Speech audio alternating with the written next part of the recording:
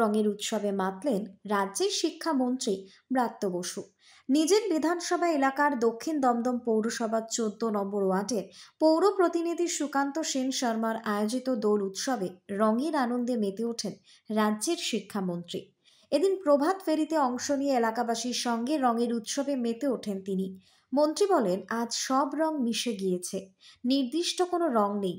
পাশাপাশি তিনি আরও জানান, বাংলা হলো সম্প্রীতির জায়গা।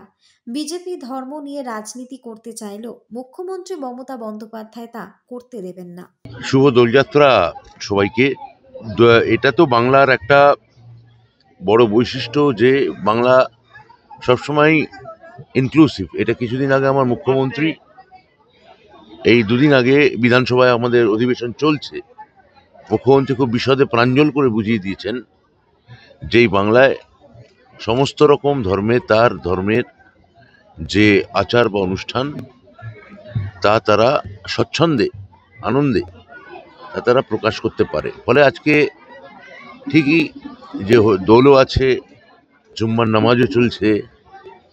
আজকে যদি মহান খ্রিস্ট ধর্মের কিছু থাকতো কোনো অনুষ্ঠান, সেটাও এখানে সাড়ম্বরেই পালিত হতো, বা অন্য কোনো ধর্মে।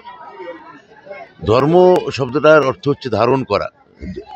ধর্ম ধারণ করা থেকে শব্দটা থেকে এসছে, ধৃ ধাতু। ফলে এটা মানুষের ব্যক্তিগত নিজেকে, এটা একটা ব্যক্তিগত চর্চা, প্র্যাকটিস। এটা প্রাইভেট বিষয়। এটাকে কখনো যে বিজেপি ধর্মকে রাস্তাঘাটে নামিয়ে আনতে চাইছে এবং ধর্মভিত্তিক রাজনীতি করতে চাইছে, পোলারাইজ পলিটিক্স করতে চাইছে, সেটা বাংলায় কখনো গ্রহণ করা হবে না। ব্যুরো রিপোর্ট, নিউজ বঙ্গ টাইম।